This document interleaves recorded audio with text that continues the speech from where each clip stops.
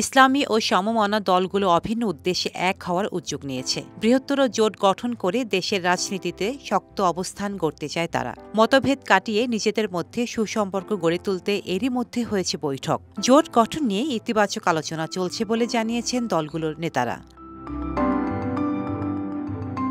গত ১৫ বছর আওয়ামী লীগের কর্তৃত্ববাদী শাসন ছিল।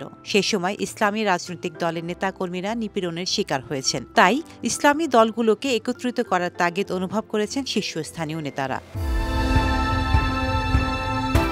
ইসলামী জোট গঠনে এগিয়ে আছে শীর্ষস্থানীয় দুটি ইসলামী দল, বাংলাদেশ জামায়াত ইসলামী এবং ইসলামী আন্দোলন বাংলাদেশ। দল দুটির শীর্ষস্থানীয় নেতারা সমমনা দলগুলোর সঙ্গে বৈঠক করেছেন। খেলাফত আন্দোলন, বাংলাদেশ খেলাফতে মজলিস, জমিয়াতে উলামায়ে ইসলাম বাংলাদেশ ও খেলাফত মজলিসের মতো পুরনো মিত্রদের সঙ্গে জোট গঠনের বিষয়ে আলোচনা করেছে। এছাড়া জাকির পার্টি, নিজাম ইসলাম পার্টি ও ইনসানিয়াত বিপ্লবের মতো ইসলামী দলগুলোর সঙ্গেও নিয়মিত আলোচনা হচ্ছে। বৃহৎ জোট গঠনে গত ২০ আগস্ট জামায়াতে ইসলামের সঙ্গে কওমি মাদ্রাসা ভিত্তিক কয়েকটি ইসলামী দলের সঙ্গে বৈঠক হয়েছে।